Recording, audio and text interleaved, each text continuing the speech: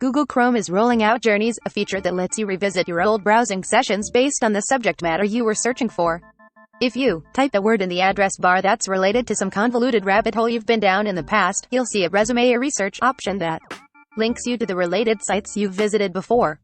So far, it sounds like it could be a much more viable solution than digging through your search history for that one site you kind of remember visiting 3 weeks ago. If you were knee-deep in research about axolotls, you should see all the related pages you accessed in Journeys whenever you type in the creature's name at a later date. The Journeys page will prominently display the sites you've spent more time on and will also provide suggestions based on what you've searched for. Google notes that you can delete specific sites included in your Journeys, erase entire chunks of your history, as well as turn off the feature altogether.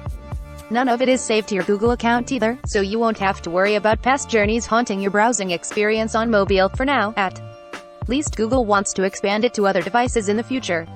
It's currently available on the desktop version of Chrome on all operating systems in English, German, Spanish, French, Italian, Dutch, Portuguese, and Turkish. Besides Journeys, Google is also adding a couple of more updates in the form of Chrome Actions and widgets. Chrome Actions are commands you can give Chrome by typing them directly in your address bar. Some new ones include Manage Settings, Share This tab, and View Your Chrome History, all of which are more convenient than opening and scrolling through settings. Google offers a full list of actions on this page. Lastly, Google is adding some new widgets for Chrome on Android that were first spotted in the beta release of Chrome 95 last year.